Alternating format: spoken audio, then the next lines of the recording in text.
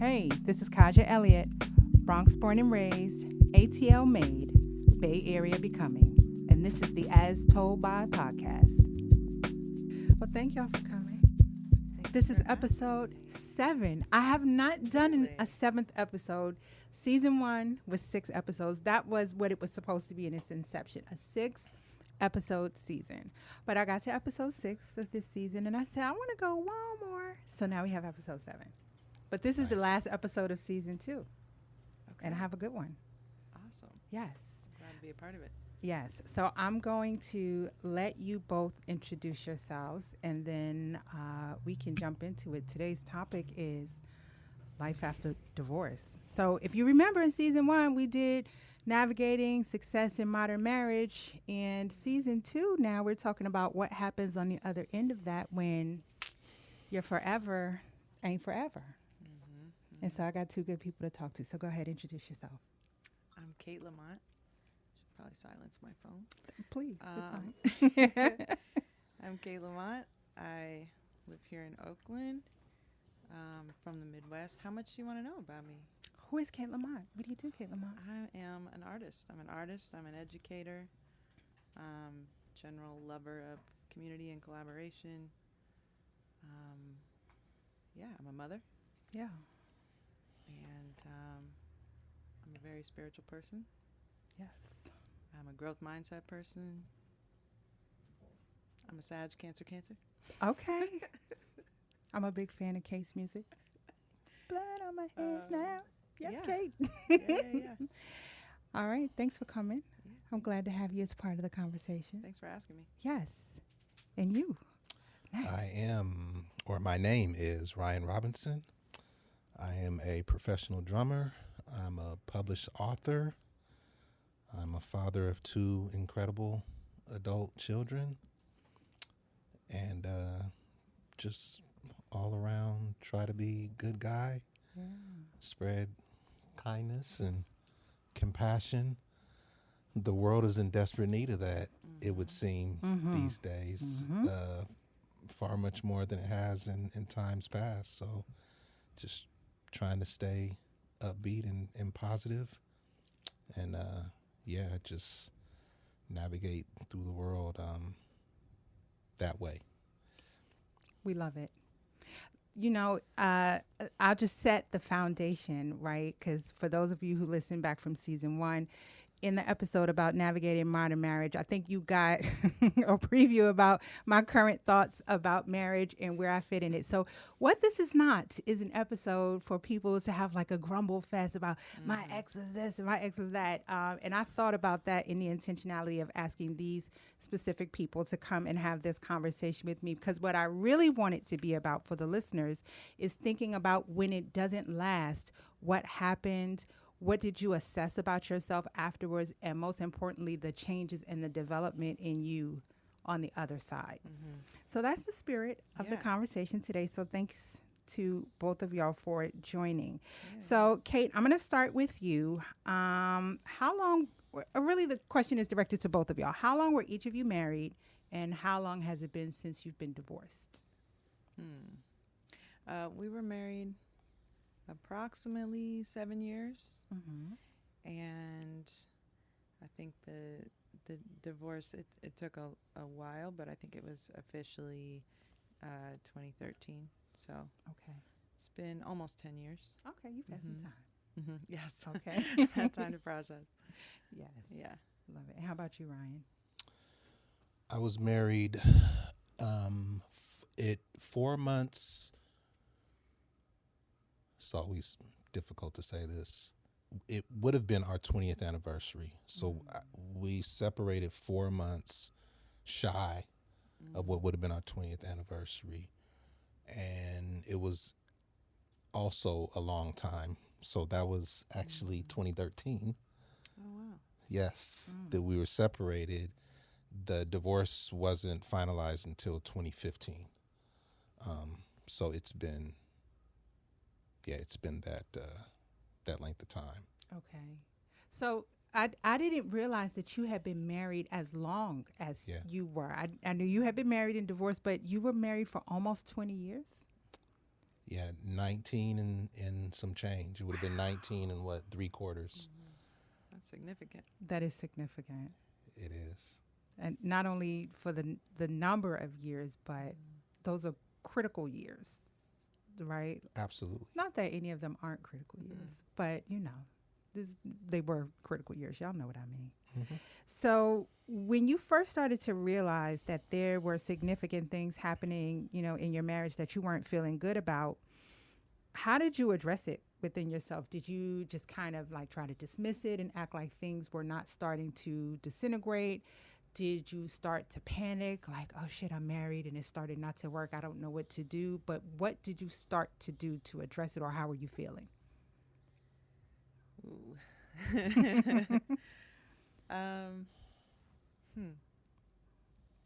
I think for me, there was a voice in my head that kind of always knew it wasn't the right person to get married to. I know that's hard. It's hard to say that, but I think, or maybe I should say it this way: like it wasn't necessarily didn't do things in order, in the most ideal order, and so the decision to get married was really around children. It wasn't a shotgun wedding, but we did decide to get married when I was pregnant. Yeah. And so that put a lot of stress on it from the very, very beginning, because ultimately it was kind of centered around, well, we were in love, but there was kind of I don't know, like there wasn't the freedom to make that decision outside of the context of like doing, quote unquote, the right thing for the family. Both of us came from, the example of our parents where they were together, still after 25, however many years at the time they had been married, at least 25, 30 years. So personally, I just felt a lot of internal pressure to do the right thing and provide that stability for my son. So it, looking back, that's one of the things I realized is like, I kind of knew from the beginning, but I sort of put that out of my mind, like, that it's okay because it's going to work out. Yeah. Yeah. But I think like when my son was probably not that old, probably like 1 or 2, I definitely started having those oh shit moments. Yeah. Where basically I was just wondering, like, can I pull this off? So yeah. Yeah.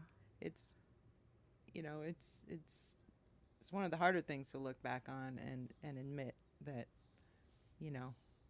I don't know that it ever had a chance. Yeah. To work Questions out. from the beginning. Yeah. Yeah. How about you, Ryan? It took a long time. It took a long time in terms of just coming to terms with the fragility of the marriage, because I spent a lot of time and energy looking inward, right, and internalizing, and I wasn't focused on what she was doing or what she wasn't doing. I was focused on, like, I took everything upon myself, right? Like the onus is on, like, you the man, and you need to, have your house in order, right? You're the husband, you're the house band, you band your house together. So yeah, I mean, there were actually years where that was my energy, regardless as to what type of shortcomings she had. In fact, I would attribute her shortcomings to things that I hadn't done, right? So it actually took us separating, and I can't go into the circumstances because that's a whole other story. Yeah. But once I was away from the house, that was what shifted my perspective, Mm-hmm. right? So now I wasn't, it sharpened my focus, right? I wasn't too close to the situation, to see, you know, clearly. Now it was like, oh, okay, this is quite different than the way that I had been perceiving it for a very long time.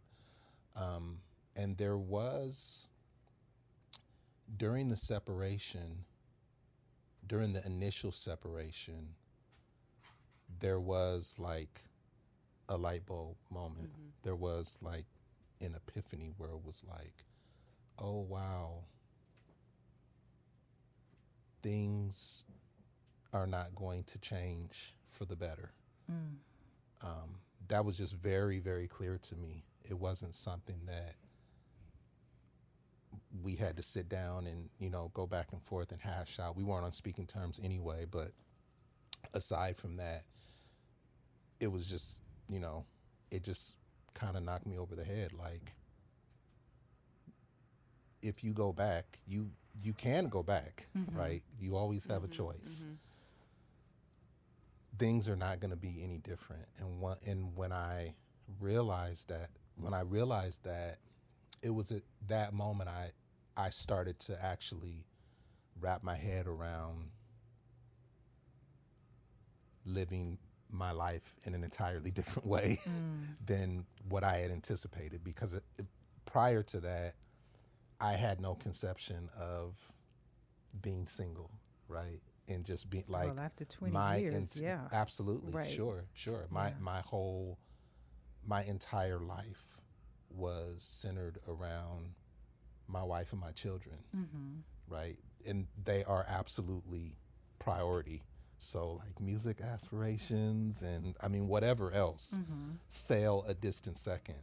Yeah. In my world, right? So yeah, just wrapping my head around that took a really long time.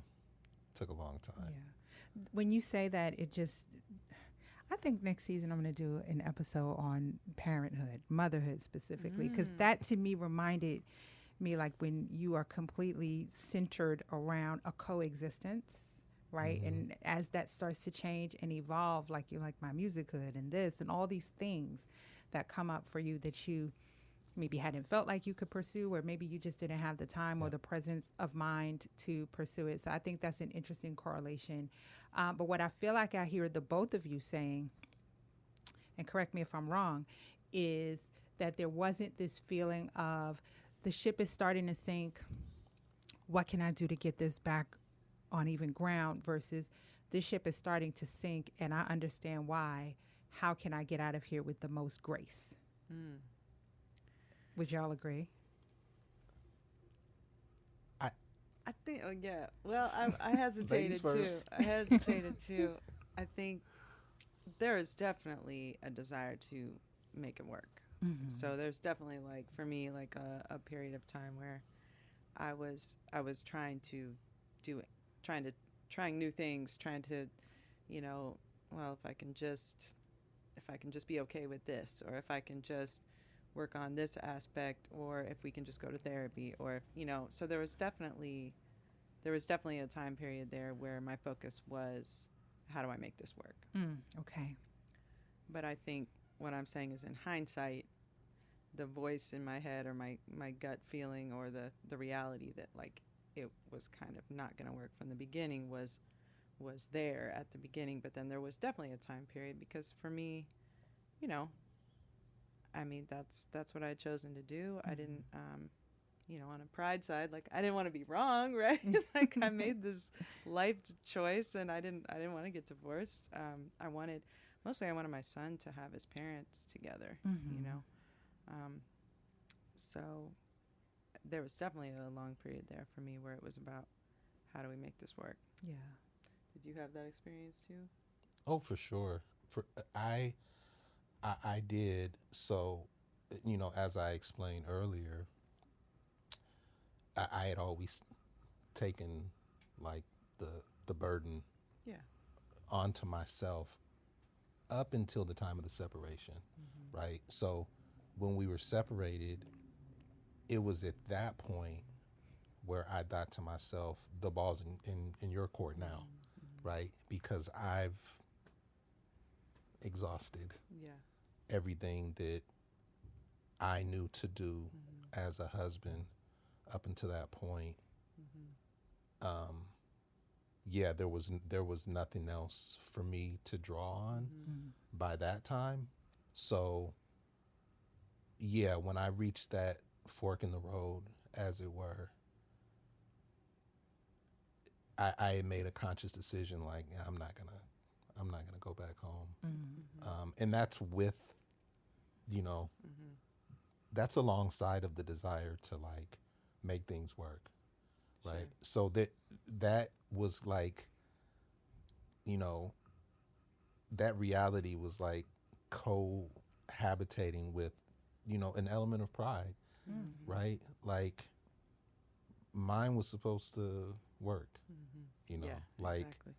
I, you know, defied the odds, you know, just, you know, not being like, you know, my parents, because my parents divorced when I was 9. So, yeah, like that's not going to be me, right? Like I'm not going to be like my father. I'm not going to be like, you know, whatever, stereotypical, whatever. So, there, alongside of that, though, was like, I have to, this isn't something I want to do, but you know, instinctively, like in my gut, it was like, I need to do this. Like, I remember clearly a point in time where I thought to myself, this is literally like self-preservation. Absolutely. Like you've already lost a great deal of yourself. And even when that was a conscious thought, I still hadn't come in like to the full realization of what that was. I think Right. it took years to figure that out. When you're talking about, Yes, literally years. you talked about like the separation, like gave you distance, enough distance to change your perspective. Mm-hmm. I thought of it like basically being in fog, and there was like I actually do remember a conversation I had with a family member, and somebody, it was like the words that they used pierced the fog for the first time. Mm-hmm. And it was the phrase coping mechanisms. Mm-hmm. And I don't know, it entered my mind, and like what I realized is everything I was trying to try to make it work was actually just developing coping mechanisms as opposed to like actual healthy new ways of communication, right? It was just trying to cope with what the situation was. Yeah. And that just pierced the fog enough for me to go, whoa, actually, yeah, in order to survive, in order to preserve my person, this is a path I got to go down, which was a really, really tough decision as a parent. I feel like I could probably answer this just based on what y'all have each said up to this point. But I'll ask you both anyway. Are there any specific regrets you can point to about either getting married in the first place or the decision to ultimately get divorced? Even if you don't regret the actual act on either side, but are there any decisions en route to that you regret? Yep. Yeah. Care to share? Yeah. I regret getting married when I did. At the age, you mean? Yeah, at the age and at the stage in life. Do you mind saying? You don't have to. Do you mind saying how old you were when you got married? Not at all. No, Okay. I was 25 Okay. and she was 19. Woo. Okay. Yeah. Look, I did that because people who know me, I go back and forth with some of my girlfriends on this all the time. I'm not a proponent of getting married in your 20s. Just personally, I don't think it's a good idea. I'm also a person who's never been married, so what the hell do I know? But that's why I had that audible reaction when you said that. Yeah. Yeah. hindsight is it makes it very clear how young you really were when you get a little bit older. I mean, I think there's people who definitely have got married when they were the age that you're talking about, and I wasn't any younger than that. So I mean, but I still feel now. I look back, I still am like, what was I thinking? You know, I didn't have any of the skills I needed. See, okay. I don't want to be like the marriage Debbie Downer. I swear I'm not like a salty sour grapes. This is not. But I just really believe, having observed and been in living quarters and just, relationship with 20 somethings, ain't no way in hell. It's gonna be a pretty special combination if people who get married at that time are going to be able to continue to grow together, Yeah. Special circumstances. Obviously, everybody's different. But for me, it was, I don't know what it was for you, but for me, it was the groundedness. It's like I thought I was grounded. I thought I knew how to communicate well. Turns out that's a lifelong endeavor. Yeah, that's, you know what I mean? Grounded is like, that is like the operative word for me. I sought groundedness. So a big part of my motivation to get married is that I wanted the stability that I felt it would provide. So being a musician, I didn't want to be that guy. I didn't want to fall into, just hooking up with whoever, whenever, the opportunity present. Like, I didn't want to be that guy. And I thought, if I have someone to like have to be accountable to, like, that's appealing to me. That was, as a young guy, like, that was very appealing to me. To The stability. yeah, to have that. So did I feel as though I was grounded? Yeah, I did to a large extent. I thought that I did. I'm sure I overestimated myself. And that was like, and a lot of that was juxtaposed against her upbringing and background, because in comparison, I was extremely grounded. So it was almost like this knight in shining armor kind of dynamic that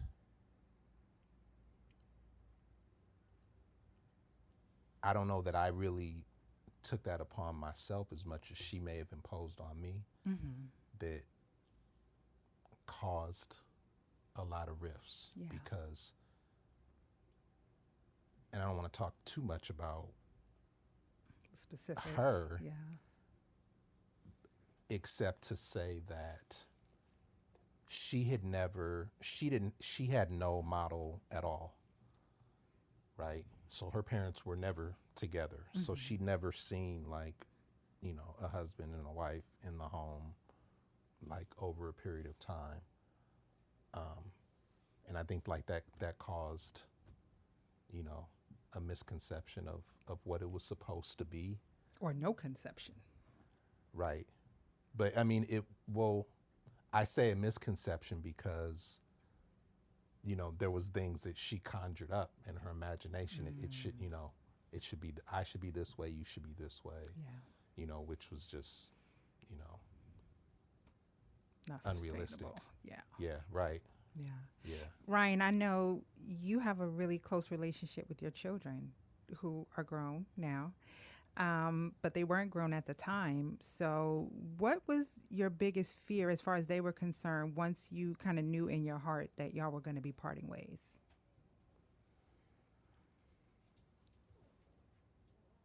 I don't know that I was ever fearful.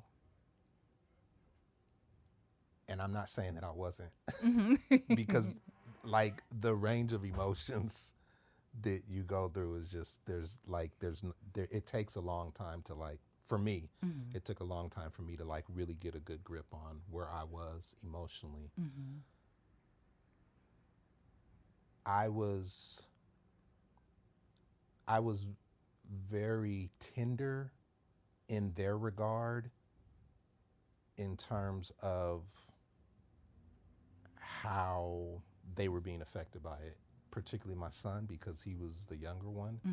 And like watching the emotional devastation, like it was heartbreaking for me. So there was actually a period of time where I couldn't really focus on my emotional state because I was preoccupied with my son.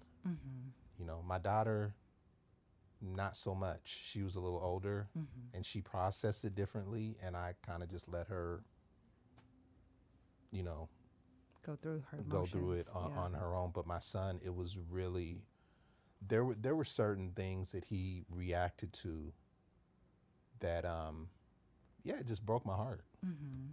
It broke my heart. And subsequently I was ill equipped to really help walk him through it because I was struggling myself. Right? Like I was, you know, just disjointed and like you know, just weirded out. And as a result, like I ultimately like would just get frustrated with him. You know, he would act out, which he should have. Like under the circumstances, he should have been a lot worse than he was if just, you know, all things considered. Yeah. But the little bit that you know, the little, you know, misbehaviors or whatnot were triggering for me because I was just so fragile myself, right? So those first few years, I mean, yeah, they were really challenging for the both of us, right? Yeah. Because the both of us are trying to cope and navigate, and for the most part we're doing it separately, we're doing it independently. You know, so he's over here, you know, doing his thing and I'm over here doing my thing. And so when, you know, when we met, it wasn't good. It wasn't, I mean, you know, it wasn't, I don't want to, you know, characterize it, you know, as Good or bad. Yeah, I mean, like he's, you know, he wasn't that teen, you know, screaming and throwing things. It was never that. It was just, it was it was like a chasm between us, right? Which it was really, that was the first time I'm like feeling emotional just talking about it. Yeah. Just, you know, talking about it. And like, you know, how you said, like, you know, when you think back to the person that you were at that time, like it's, you know, Yeah. I remember that was the first time in my son's life where I didn't feel like I could reach him. Because up until that point, I poured everything into that guy. Like everything I had, I just gave it to him, and he received it.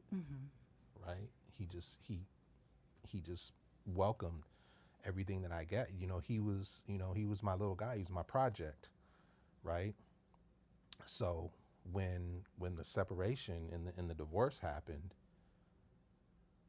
you know, he's going through the whole, you know, the formative years, a teen, you know, identity crisis, and then in turn, like I'm not really that different myself because I'm going through sort of an identity. Like, who are you now? Yeah. because Yeah. you've been this person Right. for, at this time, it would have been 20 plus years Mm-hmm. because we had been together 4 years prior, For a lot of time. right? Mm-hmm. So, Yeah. like, who are you? So you're trying to discover yourself, and then you're trying Secure the to, youngin. Mm-hmm. yeah, Yeah. yeah. So it was really, it was a really challenging and really confusing time. Mm-hmm. Those first few years. Again, like with my son, my daughter she was older and she was kind of getting her footing, so to speak, Mm-hmm. working and just coming into adulthood. But yeah, it was Challenging hard. in a different way, probably. It was challenging in a different way, and not as challenging. Mm-hmm. It just, for whatever the reason, and I'm not really even sure why that is. My daughter is, we're similar in that she's like very sensitive like I am and very emotional, Mm-hmm. and like the way that the way that her and I, the way that we interact with that is that we intuitively know, like you don't take me there and I won't take you there. Okay. So even if it's a good thing, Don't try me. like even if it's good, Mhm. like we know that we're like, we'll just, fall apart. Mm-hmm. Even if it's good. Like there's certain things that I won't say to her. Like I'll text her things that I won't say to her, because if I say them to her, like she'll just be like, oh, like I Yeah. love you, Dad, blah blah blah blah. It was with my son. It's our relationship is more intellectual, Got it. and You need to talk it through.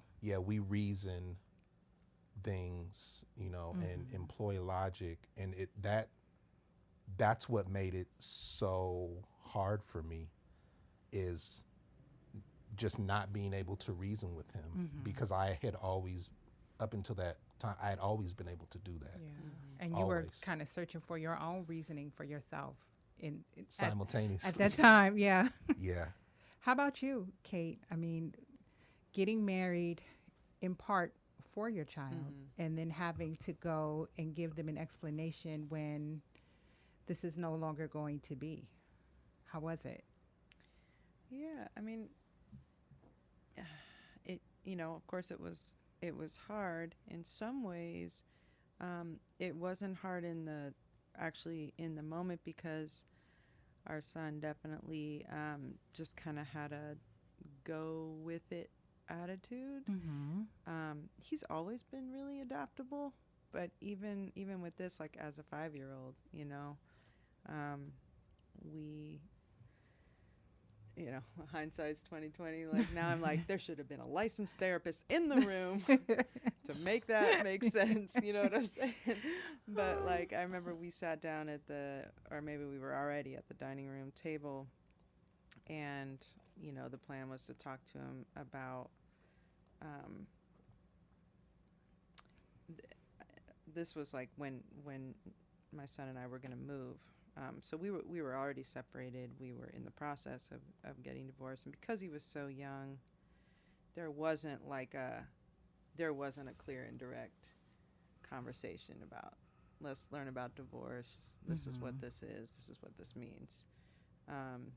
It was more along the lines of like, Daddy's gonna live here now, so you'll get to go to Dad's house. You'll get to, of course, this is your house. You'll get to stay. We made that choice initially, and so that he just kind of didn't really question it, Mm-hmm.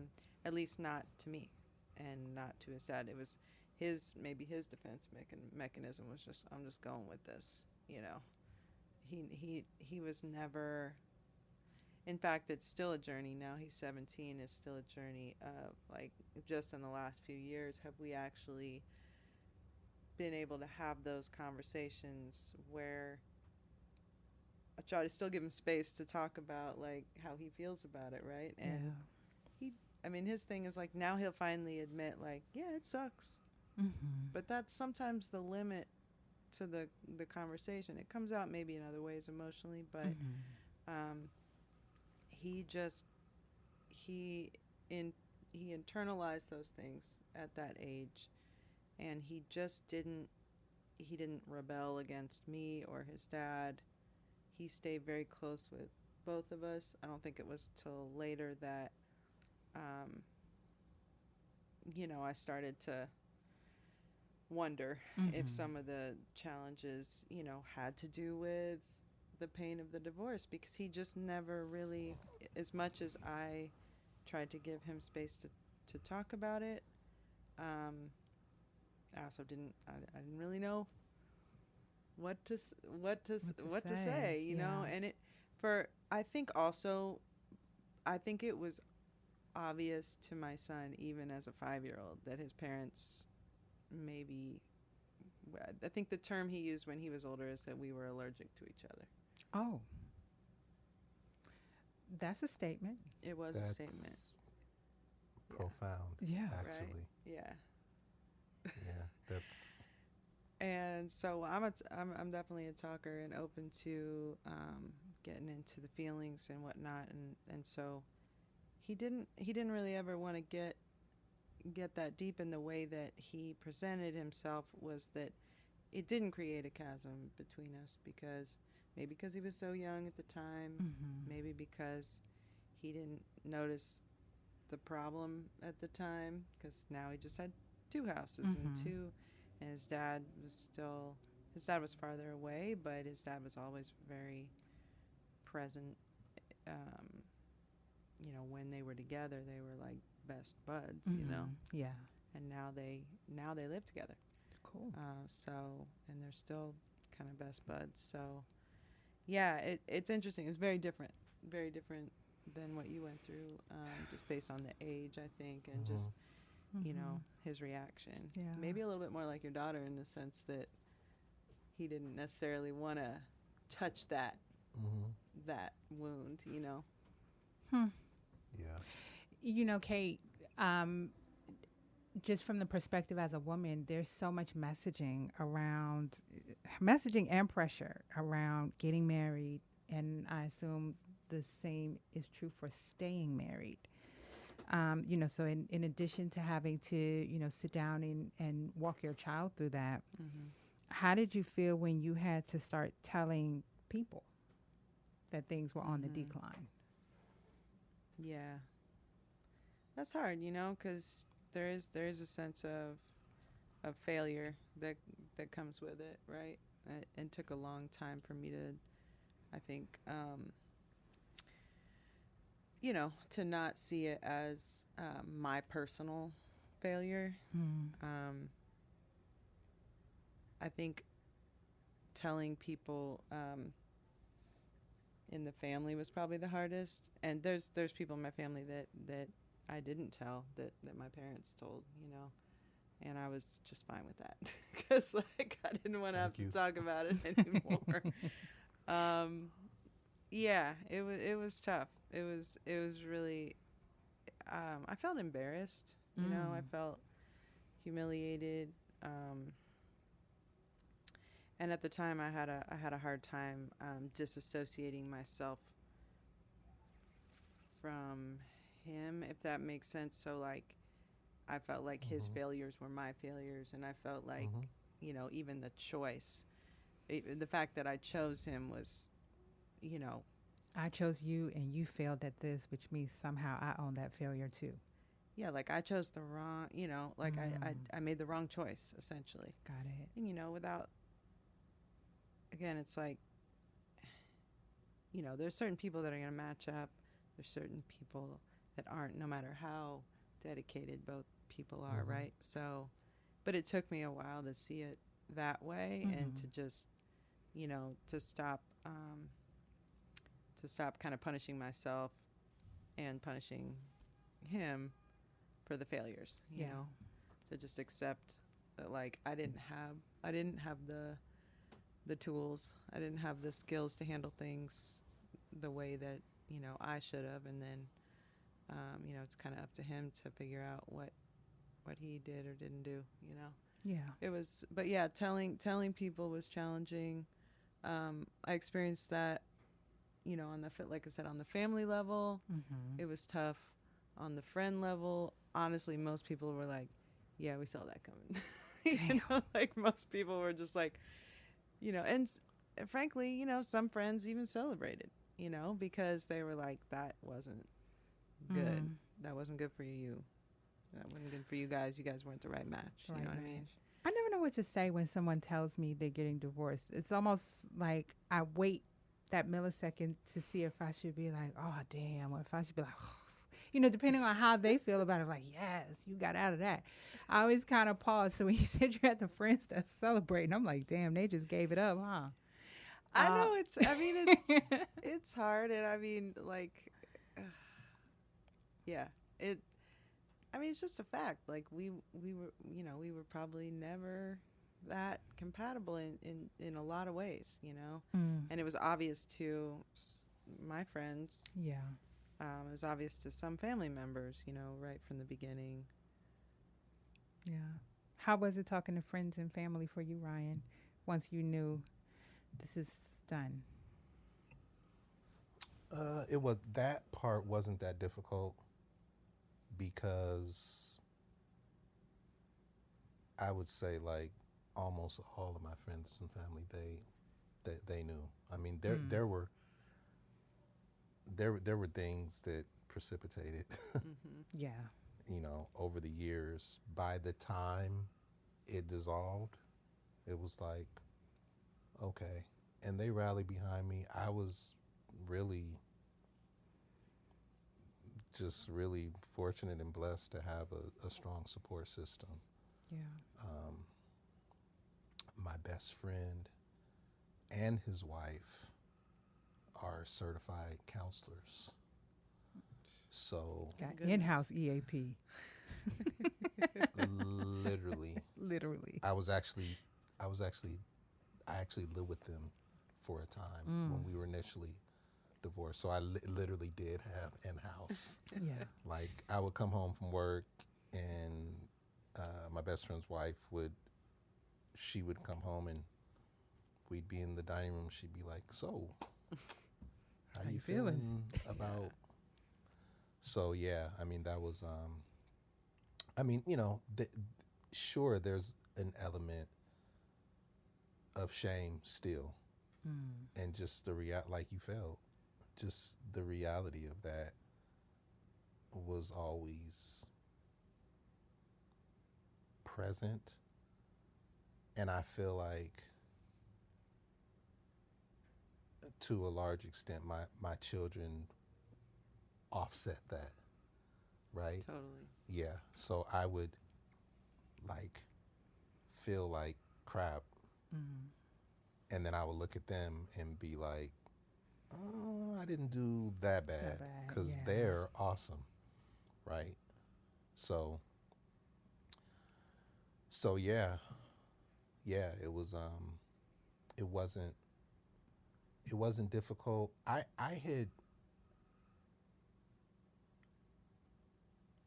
had by the time I separated, my circle, the inner circle was, I mean, they were aware. Yeah. Right. It must feel like you're the last one to figure it out a little bit. I don't know if you went through that, but actually exactly that. Yeah. Like I got, and I'm not gonna say who, but I actually got that kind of feedback from certain friends and family. It was like, so what took you so long? You finally, and it was gentle. Yeah. It was gentle, and I mean there was a little, grace there, but there was for sure like that. I told you so. Yeah.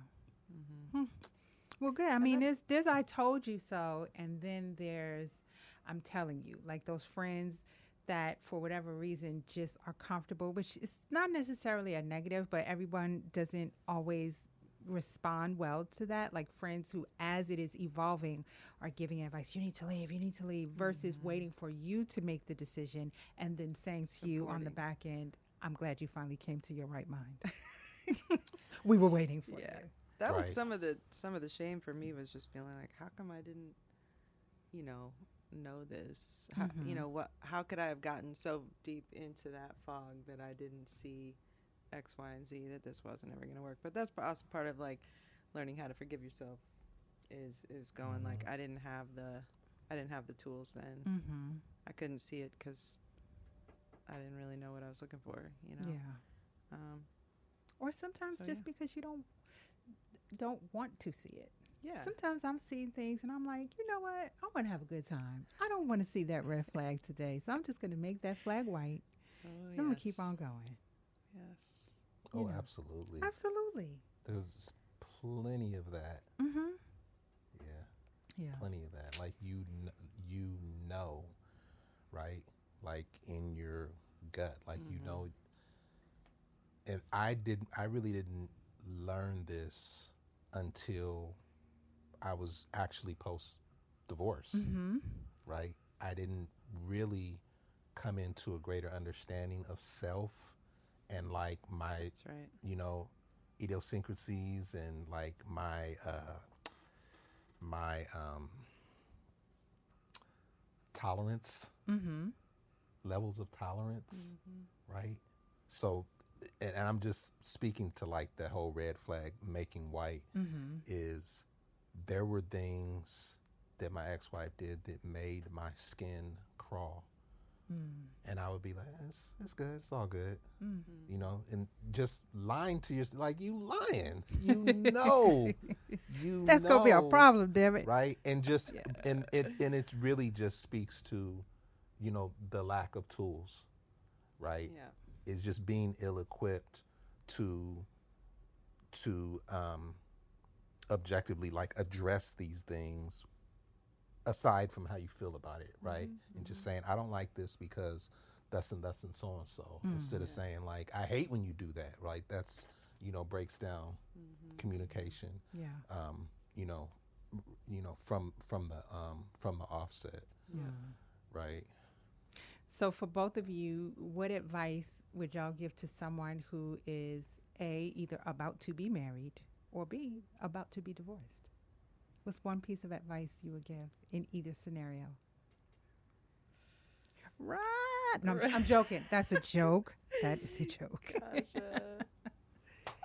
Oh my gosh. Well, Oh, I man. mean, I can't say enough good things about therapy.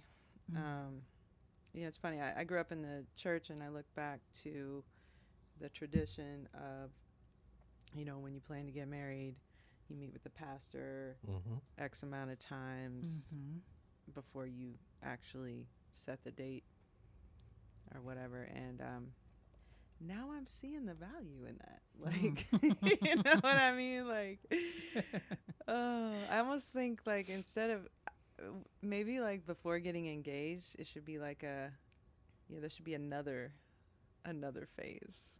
Pre-engagement. Yeah, that's like decision to buy. You know what I'm saying? Like where you're just like, okay, is this a good decision or not? Leasing to Like, buy. let's just be real Yeah. with ourselves and with each other. And of course, that's really hard to do, but in the moment, especially when you're in love. But I just feel like, cultivating that kind of mindset, like looking back, that would be really good. And a lot of that has to do with like, giving up your pride of thinking you know what's best for yourself too.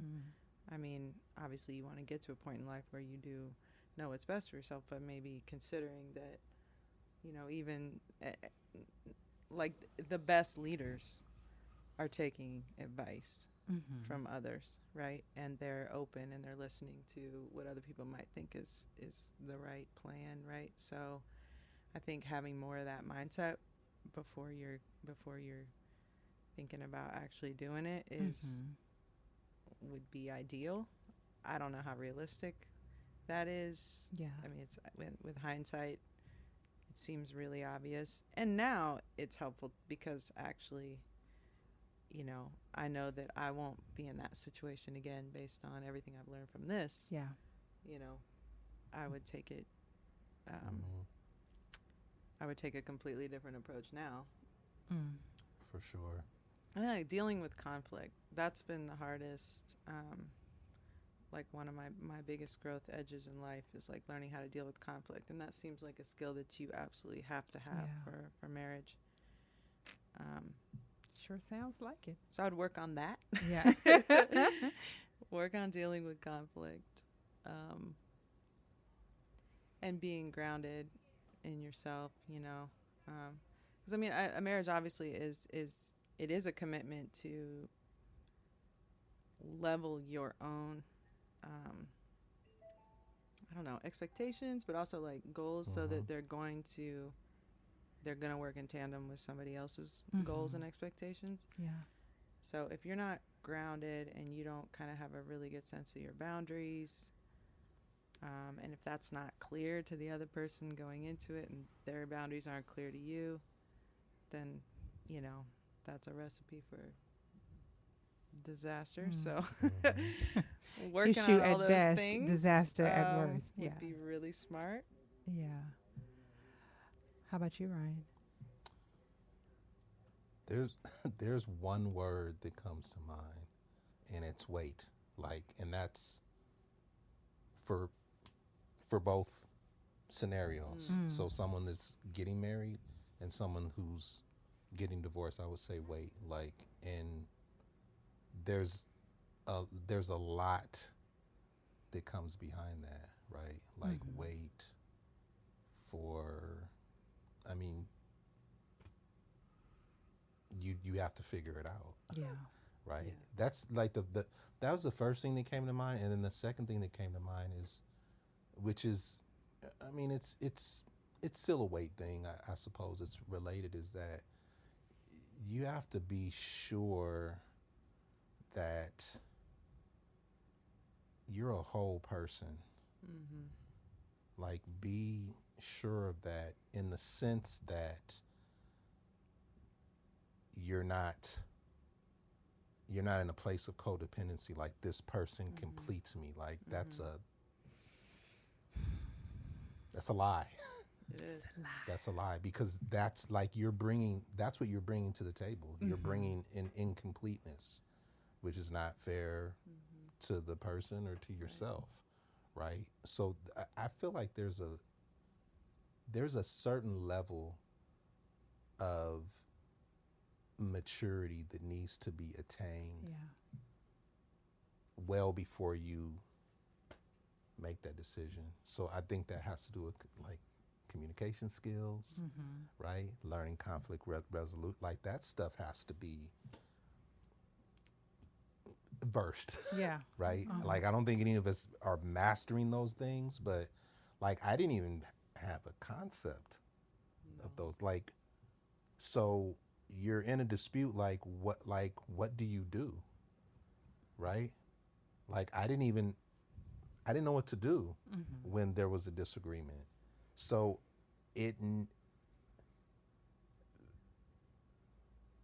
that's like having poor communication skills, that in of itself is a recipe for disaster. Right? Because that's paramount. Like you need that over and above, you find the way you make me feel, the blah blah blah, like that's all just superficial. Like you can conjure up like those same type of feelings for someone that you're not in love with. You know what I'm saying? So like that's unsustainable, right? You need a full toolbox to work with prior to like even courting and saying, I think we should. No, you have to have that stuff. Yeah. Right. And then conversely, if it's a divorce scenario, then well, I mean, you kind of you need the same things, right? So you need to be confident in who you are, right? And of yourself, right? Which that was, and now I'm like speaking subjectively. For me, I had to stand on my own, right?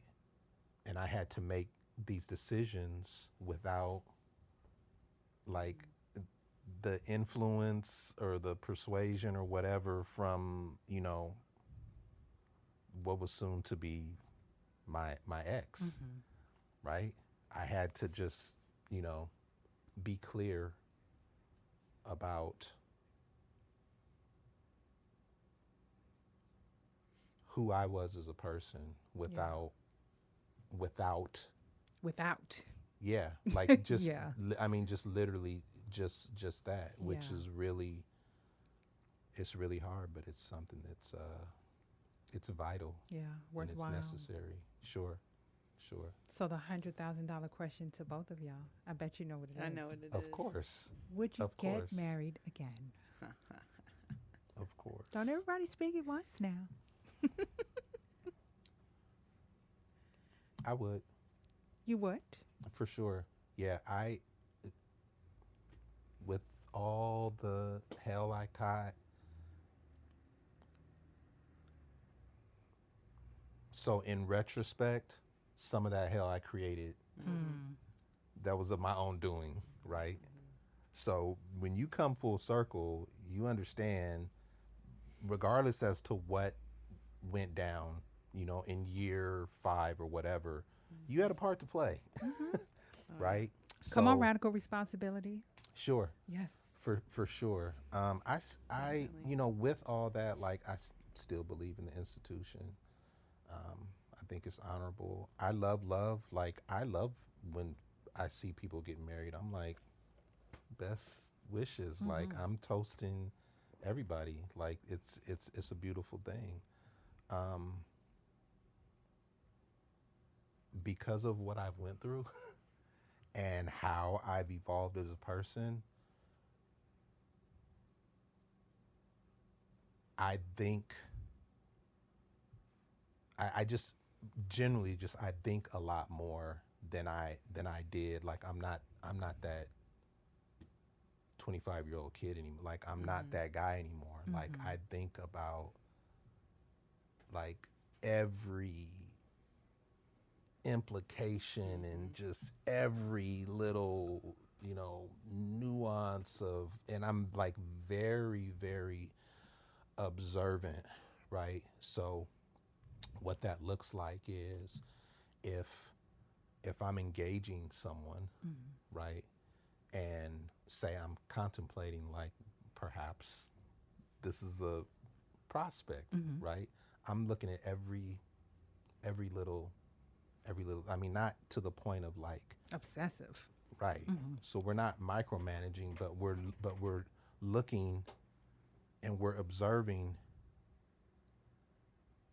to the intent of what would this person look like in my space, and how would I look in their space on a permanent basis, right? So is this something that you feel like, and I'm saying that for me, right? So I'm speaking to myself.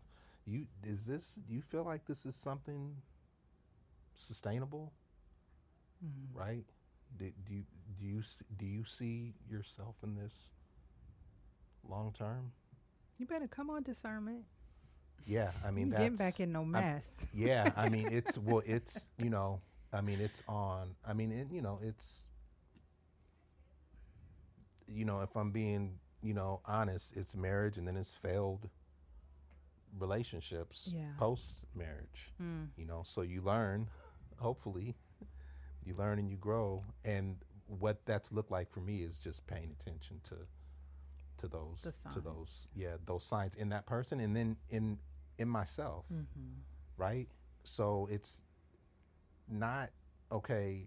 It's not a one-sided thing, Yeah. right? So it's not like, well, I saw that she did that, and it's like, well, okay, but you did that's and so, like, so it's a balancing act. And where does a long-term relationship, where does that sit in the scheme of things, right? Taking all of that into consideration, right? So I'm going to give a quick story before. I'm just happy I don't have to answer the question. You keep talking. Oh no Are you gonna answer? We gonna come to you. no! I'm saying Yeah. I'm gonna give a quick story before Kate gives her answers. Before she is, so so there was someone that I was dating a few years ago, and things were fine. Nothing, out of the ordinary. Things were going well until that fateful day I went to her home. And when I went into her home, Roaches? I'm joking. well, okay, I mean, that's a joke. But actually, Oh, it's for real? Well, the equivalent of for me, Oh, okay. right? the way she kept her home. Right. Yeah. So Deal breaker. when and that's, but see, I'll tell you this. I celebrated in that moment, like, wow, that shows growth, is that like you acknowledge that, Right. because the younger guy, remember the guy that was just like, everything's bugging him. He's like, I don't care. I had, I had gotten past that, Yeah. So I'm in her space, and I immediately thought, there's no way. Not gonna be able There's to no do way, it. because I had learned my level of tolerance, and just the clutter and the unkempt is like, Yeah. that's a thing for me. Yeah. That Yeah. I know, right? Like I know intuitively, like I Yeah. cannot. That's Yeah. something that I can't Yeah. deal with. Yeah. And I've always heard sometimes the condition of your house is representative of the condition of your mind. That's what I've heard. So cluttered house, cluttered mind. Could be. Maybe not. We'll see. But Kate, would you get married again, Kate? In a clutter-free house. How your house look? I mean, I definitely said, if I were to answer this question 5 years ago, I would have said no. But now it just feels presumptuous to say to say no. Just like, oh, I'm never gonna do. Just because I've learned that things change, I change, Yeah. I grow, and yeah, I wouldn't. I'll put it this way: like, it's the last thing on my mind, but I'm not like totally opposed to it either.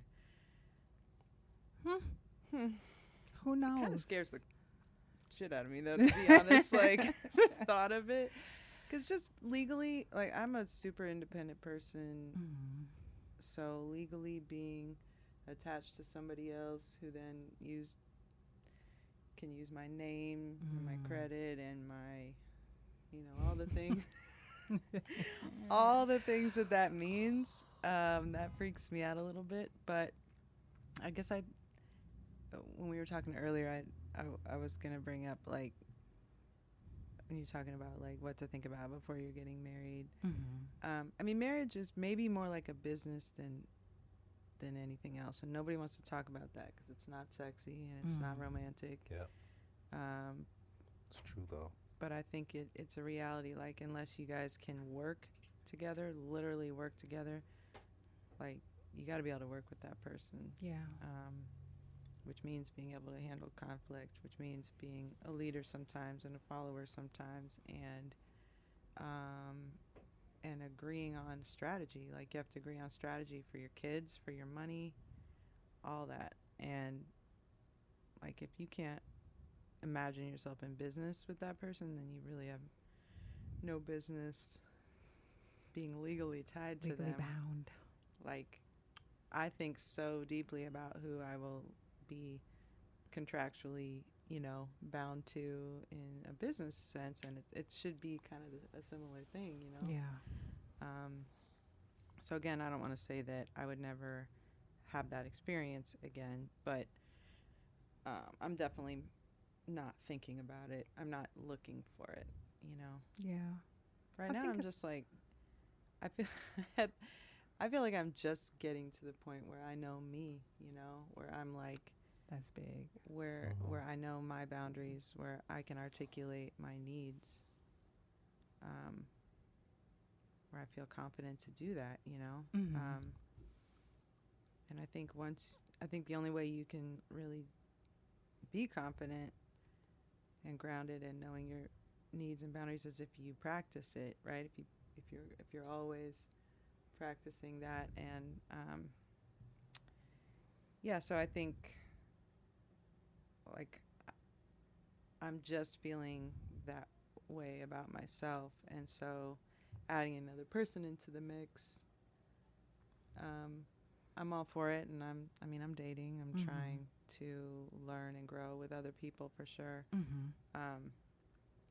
But I love that example you gave of like you saw her house and you knew, like you just it was a deal breaker, because what that really says is you know, you know. Yeah. And so instead of an immature attitude of like well, this is unacceptable, but I can work with her on it, or I can, you know, I can jump across to her end of the communication line and work, you know, from the perspective that she needs, you know what I mean? Like we have a tendency to do that. We, instead of just handling our own self and coming to the middle where the relationship exists, we think we can jump around to their side and influence, right? And so the old version of me might have been like, well, I can work on that, or I can help them work on that. We could just get a cleaning person. We could Yeah. just get a cleaning lady. Yeah.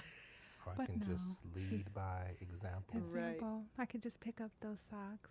But I think those boundaries is being able to articulate, being able to walk away from something that doesn't fit with your wholeness and your boundaries and what you need, I think is phew, really, really, really hard when you know, really care about a person. But I think, you know, that's part of getting to know yourself and maturing. Is like recognizing when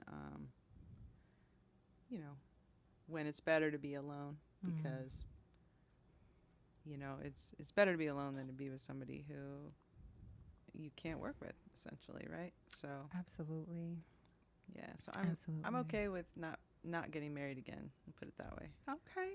Listen, one of my favorite podcasters, Demetria L. Lucas, she made a statement on one of her episodes about being at a point in life where you've built a really good life for yourself, and that anybody coming into that needs to add a plus to your life. And to me, I think that's Snaps. the whole thing of being at this age and stage, is if you cannot put a plus on my life, and I mean, if you've been fortunate to build a pretty good life for yourself, you know, kudos. So you need to be able to come and somehow make that something that it could not be without you here. Right. Agreed. And but I'm encouraged to hear two people be able to reflect and not be bitter and not be unable to see themselves in the process of what happened, and to be open to having love in the form of marriage in their life again. Nobody was like, hell no, never. So that's encouraging. That's encouraging. So I've loved this conversation. Y'all helped me wrap up season 2. Thank you for adding a 7th episode. I know, right? Look, I don't know. Maybe season 3 will go even further, but we'll see. I need to like land some of these planes in the air of my life right now. I listened to the marriage episode from Yes. season 1, Uh-huh. and I have to say it was very encouraging. Oh, good. Shout out to the Petties. Y'all out here Yeah, they encouraging were folks. awesome. Yes. That's I'll have it's to give it a encouraging. listen. Absolutely. Well, I know y'all are here talking about divorce, but in the intro, y'all are both really dope, talented musicians. Kate, tell people a little bit about where they can find info on you, and Ryan, you as well. Sure. You can find me on Instagram, Kate Lamont Sings, or katelamont.com. Yeah, I sing, I write, I arrange, I'm producing now. I do it all. I learned to play the bass, play All right, piano. then. Nice. Yes. One day I'll learn to play drums. You giving instructions, Ryan? I do. All right. I do. Yeah, I'm on Facebook. I'm more active on Instagram, and it's Ryan Rian J Robinson, and sheesh, just a lot of You're very active. yeah, yeah. This is. I mean, it's been a fruitful summer. I'm juggling a lot of different band projects.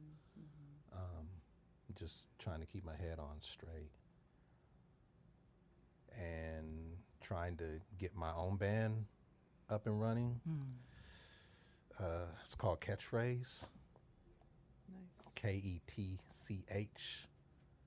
KETCHFRAZE, and we're on Instagram as well. It's actually a bass and drum duo. Oh, cool. Yeah, so we just Need a bass player? two is better than one. Yeah, the nucleus is just it's myself and my guy Mark Hayes, bass player. We've been playing together on and off like forever, long time, a lot of different things. Yeah. So I did mention that I'm a published author. My book, Crossroads, One Black Man's Journey Through Race, Religion, and Politics, is currently unavailable. Unavailable. Yeah. Just be on the lookout for it, though. It's on Amazon, and we'll get it up and running shortly.